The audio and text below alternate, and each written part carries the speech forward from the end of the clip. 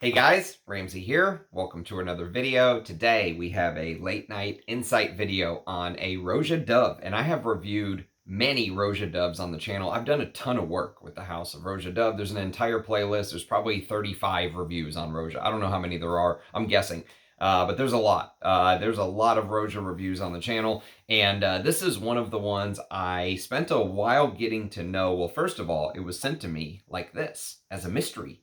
And I was supposed to guess what it was. Well, instantly I knew it was a Roja Dove. As soon as I smelled it, I knew it was a Roja Parfums, but I didn't know which one. So I kind of kept guessing, and eventually I ended up finding out. And this is called Roja Dove Haute Parfumerie, or Haute Parfumerie. I guess you're supposed to have the pinky ring out when you say it. Yes, indeed, Mortimer. Because this is, of course, high-class stuff. It came out in 2019, and it is to celebrate the 15th anniversary of Roja Dove Haute Parfumerie, which I guess is located on the 6th floor of Harrods in London. And so this fragrance is interesting because it's kind of like a snapshot of Roja as a brand all in one, okay? So if you're not familiar with Roja, this is a great review for you to listen to because you'll really get to know the brand, the good and the bad. So 100 mils of this is 495 pounds, which I guess when you compare it to the $3,500 Haute Lux, it doesn't sound that bad, but still 495 pounds for a bottle of fragrance is a lot. And according to the brand, it is to celebrate the 15th anniversary of the Roja Haute Parfumerie. I have created a fragrance that evokes the exquisite opulence of the perfumery itself.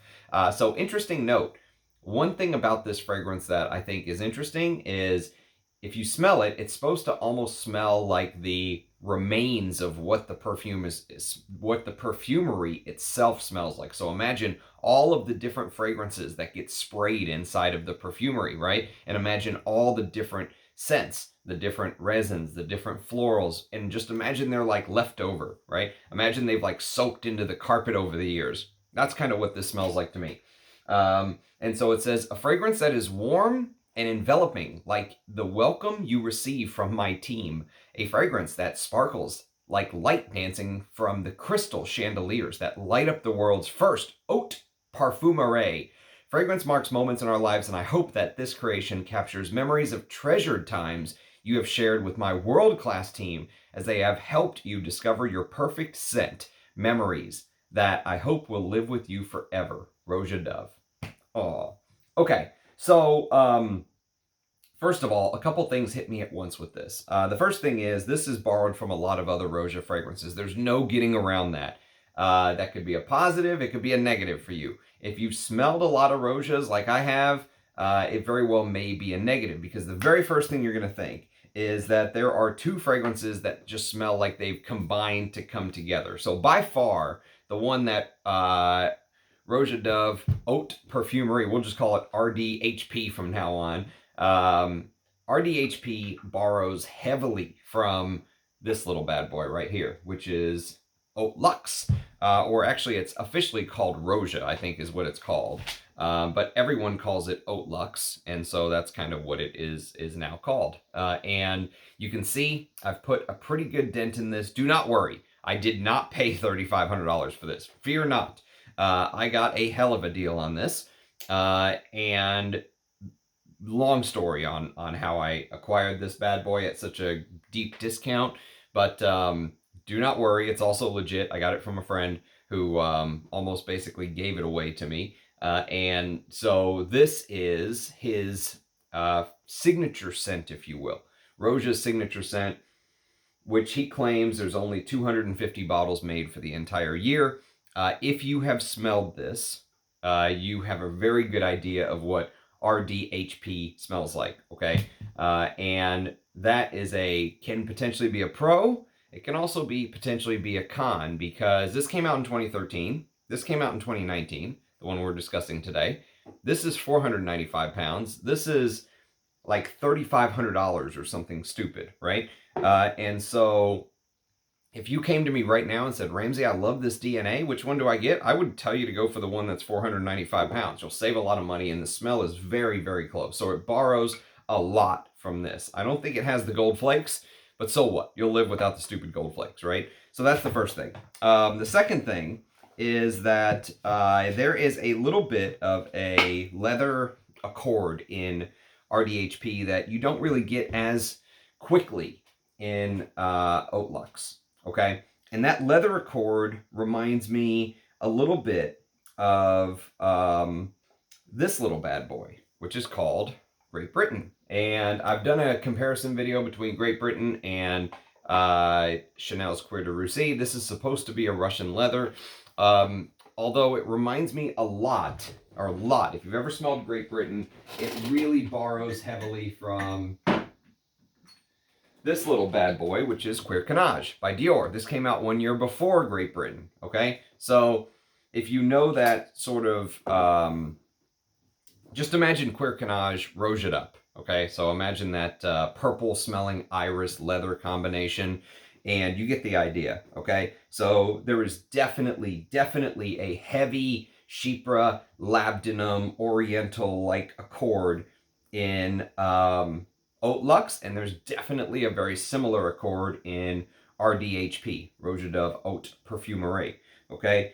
But Great Britain adds this twist to it. It almost adds a little bit of a leathery twist to it, and I would say that one of the interesting parts about RDHP is how there is this spongy, Play-Doh, squishy, cushiony, whatever you want to call it, sort of feel of iris and leather together. So inside of that, you know, Chypre accord that Roja created with the Labdanum overdose. By the way, I have a review of Haute Luxe if you're interested in learning more about it. But just imagine this purple Play-Doh smell, okay? And just imagine that instead of the Cuir Cannage feel of Great Britain, this leans even more floral.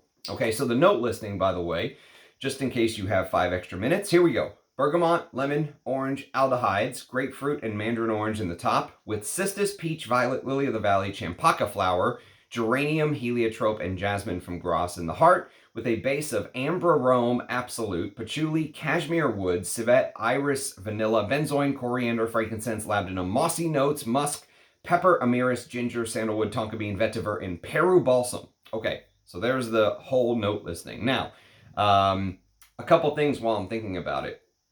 Heliotrope is probably what's giving it that Play-Doh, spongy texture I was talking about earlier. There's also this almost like sunshine feel. This fragrance and also this little bad boy right here, the $3,500 a pop if you want to buy at retail, his the perfumer's signature scent, also has this kind of warming, radiant sunshine feel. And I've often said that is from Champaca. There is no Champaca flower listed in Haute Luxe. I would not be surprised if there is a Champaca flower that they just didn't list in there. And so, but I want you to imagine this floral interpretation of, In fact, there is a fragrance in my collection that RDHP instantly reminds me of, always. And I've tested this probably 3 or 4 times. By the way, I have to give a special shout out, DL Qualia, my good friend. If you go to the very early videos on my channel when I probably had 100 subscribers or less, he very kindly was the first person to send me decants so I can get my nose on stuff that I didn't own. And he is still adding to the channel even this late in the game, 2.5 years in. So thank you, DL Quayle. I very much appreciate that, my friend.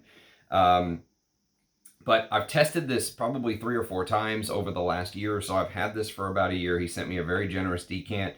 And one of the fragrances that always comes to mind is this. This is called Cuir de Lancome, which is a floral take on a leather, okay? It's supposed to be like a modern interpretation of Caron's Tabac Blonde. If you've ever smelled the vintage, I would love a vintage bottle of Tabac Blonde. But this is a very floral leather. And I actually really like this. There's styrax in the base, which there's styrax in the base here, I believe, as well. Or if it isn't listed here, I'm pretty sure there is, and they just didn't list it.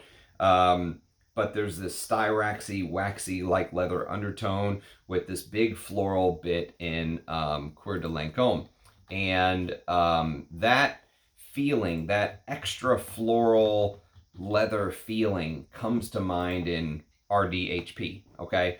Lots of ylang and jasmine and violet and lily of the valley and geranium, jasmine, champaka. All of these florals kind of feel a little bit more overdosed than they do in Great Britain.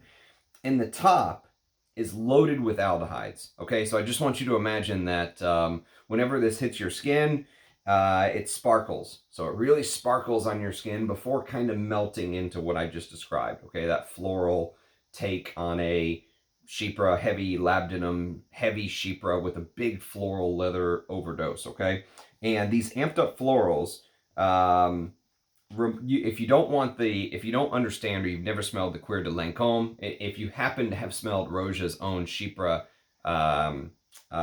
extraordinaire, which I did not like. That was a huge dud for me. You can go check out my review on chypre extraordinaire, but I didn't. That was one of my least favorite Rojas. I thought it was a big letdown.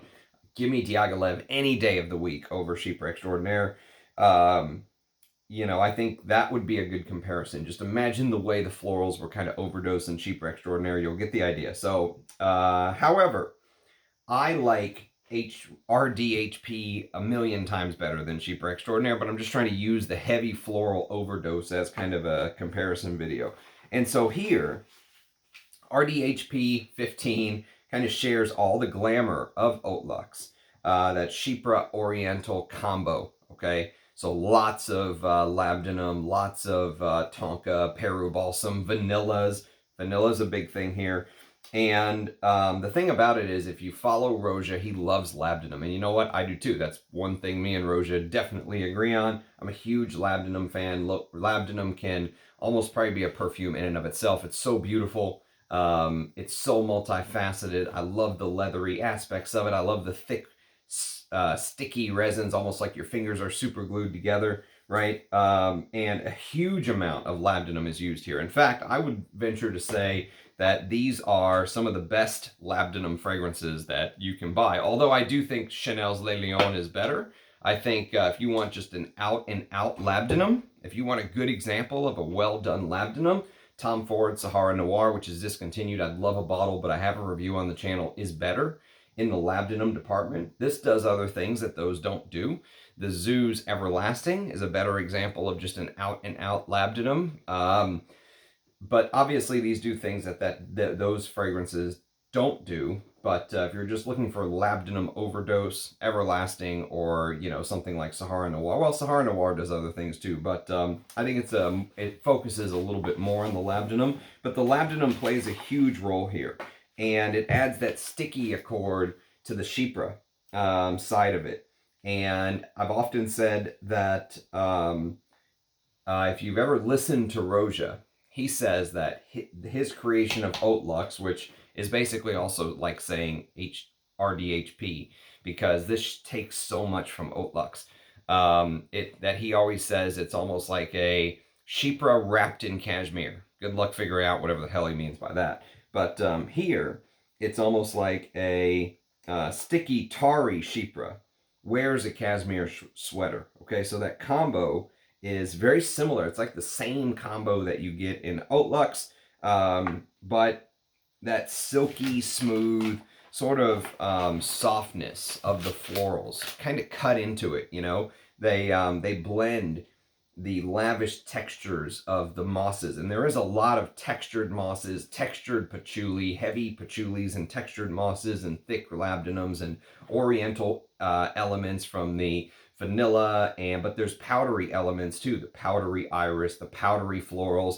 Violet is here. Roja loves violet. Parma violets can sometimes be very powdery and soft, and there is almost like this shimmery effect from the bergamot in the top and the aldehydes, right? So just imagine this shimmery sparkle, right? And that is supposed to blend into the radiant floral base. And remember I said the sun, the warmth kind of, right? This fragrance has a huge amount of warmth. Labdanum can add leathery warmth, But also I said champaca flower can feel like a sunrise sometimes, this golden hue. Champaca flower gives this golden hue to the fragrance. And you get that here. You also get it in Haute Lux, which is why I think there's probably some champaca in there that's not listed. But the florals are very soft and buttery. But if you contrast that with that sparkly, shimmery, aldehydic opening, it's supposed to be reminiscent of the chandeliers when you walk into the Haute Parfumerie on the 6th floor of Harrods or wherever the hell it is. And, you know, it's supposed to have that shimmery, crystal, diamond, chandelier, blind you, bling bling, all that good stuff, right? That's what it's supposed to be reminiscent of. And the florals here are soft. They're buttery. They are sort of warming in a different sense, though. They help warm the powders, and you know, the benzoin can sometimes come across as slightly nutty and warming in and of itself. And you know, if you've ever smelled Metallica by Guerlain, okay, which my brother from another mother, Rich Mitch, just did his initial impression on. Metallica is probably, if you said, Ramsey, you can have one Guerlain. One. What would it be? I would take Metallica, because Metallica speaks to me like no other. I think it's one of the best Guerlains I've never smelled. And I think it's a little bit of a genius trick Roja played, taking the DNA of Metallica and using it to create his, what I would consider the DNA of Metallica anyways, to create something like Haute Lux and then go on to create RDHP. And, you know, in Metallica, there's this creamy, buttery iris. It's like, the way I described it in my review was like you were taking like a spatula and just chopping off, you know, like a big giant chunk of butter. Have you ever had like those tubs of margarine, tubs of butter? You can just grab a big chunk and plop it in the pan or whatever. Just imagine the Guerlain worker doing that, but with the highest quality Orris butter. Obviously, they don't do that. They weigh it and everything's all careful. Just imagine this guy was hungover and he's like, screw it, I'm just putting a shitload of iris in here, right? That's how Metallica wears on me. The highest quality iris, I think, one of the highest quality irises I've ever smelled. And I love Metallica. I love the way the florals mix with the vanilla and all that stuff.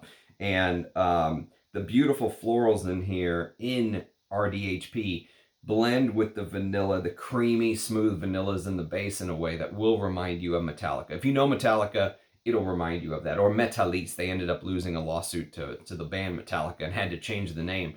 There's a handful of old Guerlains I would love. I think one is Chypre 53, one is Cuir de Russie, Guerlain's Cuir de Russie. You know, those impossible to find. I'd love a bottle of Jedi, but the one I really know that I would truly, truly love is Metallica. Metallica really speaks to me, and this harkens to that. Okay, there are similarities here. There are also some similarities just between the peach and sort of modernized Chypre elements that some say it reminds them of Fortnum and Mason, the perfume, FM the perfume. I have a review of that on the channel. You can check it out. That is one of Roja's better fragrances. There's no doubt about it. I really liked FM the perfume. That would be in the running for a full bottle. That would definitely be in the running for a full bottle. Now, the downsides, okay? Biggest downside for me is that if you've smelled lots of other Rojas, you're going to find the similarities. And like, for example, from the Middle Eastern line, if you've smelled many from the Middle Eastern line, they're going to start smelling similar. You'll find similarities between Kuwait and Qatar, or UAE and Saudi Arabia, or whatever it is, right? You get the idea. There are many, many similarities. If you've smelled O, the exclusive parfum, it smells like H, the exclusive parfum, which I have reviews on both on the channel. You know, if you've smelled Haute Lux, it smells like RDHP 15. Great Britain smells like a Pierre de Valais frag, which is a Roja sister house. Roja also owns Pierre de Valais 47, or whatever the hell it is. 40, I think it's 47. But you get the idea. There's many, many, many examples of a Roja frag that smells like another Roja frag that they put it out. They just change one or a couple things here and there. And to me, they smell so similar. It smells like he's kind of milking it at this point. Just my opinion. It smells like we're being milked. We're rubes, we're suckers, we're marks, whatever you want to call it.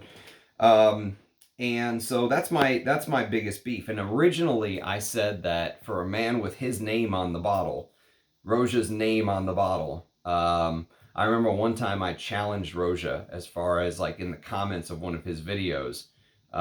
Who I asked him something along the lines of who's the perfumer, and on the back he said, it says a fragrance by Roja Dove. And I said, well, that doesn't mean you're the perfumer. He didn't necessarily like that too much. But I don't know if he's a perfumer or not. I have no idea. I was just asking a question. But for someone whose name is on the bottle, it certainly smells like a Guerlain to me. You know, the way I described it in my Haute Lux review is that I said it smells like a Roja wrapped in a Guerlain. That's literally what it smells like to me. You can smell the influence by Guerlain. You can smell the Mitsuko Metallica influence, whatever you want to call it. And because Roja often says that it's a chypre wrapped in cashmere. And the similarity with Haute Lux is crazy. You know, it really is. Like if you compare side by side, these two are so unbelievably close. That it has to be talked about. You can't do a review without mentioning that. It's way too close. The fact that, you know, this is $3,000 cheaper or whatever. I don't know. I mean, it's almost like when Great Britain was once $1,750, and all of a sudden they changed it to $750 on a whim. They just knocked $1,000 off because originally it was the materials are so expensive. That's why we have to charge that. And then all of a sudden, the materials weren't expensive. You could just knock $1,000 off. So you get the idea. You get where I'm going with this. Do I like the fragrance? Yes, absolutely. I think it's a great fragrance. I would totally wear it. If you gave me a bottle, it would get use. 100%. I would use Roja Dove Haute Parfumerie. Would I buy it though? No, because I have this. If I didn't have this, I could easily go for a bottle of this. The other fragrance that shares some similarities, by the way, with these DNAs is Majestic Oud. Go watch my review of Majestic Oud if you're interested. There are definite similarities between the base of Majestic Oud, the base of Haute Lux, the base of RD HP 15. So you can see the house turning over, you know, fragrances. I do think 2019, when this came out 5 years ago, was still the heart when Roja was in its prime. I think over the last couple of years, the house has really nosedived with things like the renaming of Oligarch to Isola Blue, which I don't like that. I don't like giving in to the woke crowd. Number one. Number two, now they're starting to do all these parfum. Well, they've always done the parfum versions, but I feel like they're coming faster and faster and faster. So they released, oh gosh, what was it called? It was the one that I actually didn't mind it. But it was Apex. So they did Apex, and then literally the same year, they didn't even wait. 2022, they put out the Eau de Parfum. A couple months later, it felt like 6 months later, they put out the Parfum of Apex. And now they released Isola Soul. They have Isola Soul Parfum. They released $1,000 plus Bergdorf Goodman fragrance in only 100 bottle, those limited edition. The house is just going down a path that I feel like the greatness of Roja, what he did that I really liked. And granted, some people say, well, he just borrowed from great Guerlains from the past, because I really like things like Diaghilev. I like Danger, Pour Homme. I like Fetiche, which is, some say, a borrow of Bel Ami or Pure Distance M, depending on which one you want to go with. Pure Distance M has Roja Dove listed as the perfumer. And so I feel like the greatness of the house is kind of in the past, which is sad, because I feel the same way about Amouage. I feel like my favorite niche houses are in the past. And now it seems like they're starting to become more and more commercial, and those aren't for me. You know, those type of releases just aren't for me. Am I interested in smelling Isola Soul? Sure. But it's a fruity floral. I just don't know how I'm going to feel about that. So it just feels like the house is starting to go down a path that I can't follow, which sounds like something you've heard me say about, like I said, other houses. So it's sad to see, because I really did rate Roja as a house. Whatever you thought of their, whatever you thought about their pricing, which to each their own. I mean, if you're a multi-millionaire, spending $3,500 on a fragrance is no big deal.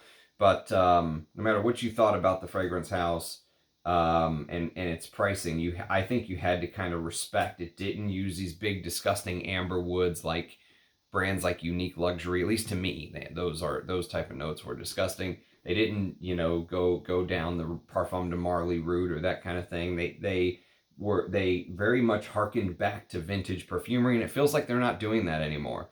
It just feels like Rich Mitch once said, now Creed is just another brand. He was talking about Creed, but it applies to so many fragrance houses nowadays. That's how I feel about Amouage. That's how I feel about Roja. Just feels like these niche houses they're just another brand now. There's nothing special about them, Doesn't feel like there's any reason for me to come. I am sitting on my wallet. I'm sitting on the damn thing, hard. No money is coming out. I haven't bought a perfume in 8 months, or whatever it is, eight and a half months. And there's nothing that moves me is the reason why. I didn't need to buy those Ariges because someone very kindly donated them to me, but Arige Ladore's release are the only type of thing that's been moving me lately to want to spend my own money. And thanks to the kindness of the community, I didn't even have to do that. But yeah, I am just sitting on my wallet. I'm not taking it out because these houses don't do it for me anymore. So that's my take. That's my late night insight on Roja Dove Haute Parfumerie. Celebrating the 15th anniversary of Roja's Haute Parfumerie on the 6th floor of Harrods. The bottle's beautiful, I'll give you that, with the chandeliers, with the fire, with the people underneath ready to serve you looking thing, with the crystals and the sparkles and all that stuff. The Tyrian purple that Roja loves to wear, that emperor purple. Anyways, let me know what your thoughts are. If you've smelled Roja Dove Haute Parfumerie, let me know what your thoughts are. Let me know what you think of the brand. Let me know what I think of the brand. If what I think of the brand is bullshit, if they're still going in the right direction, or if they've kind of fallen off the cliff. I'd love to hear your thoughts. Thanks for watching as always. Cheers, guys, and I'll catch you next time. Bye-bye.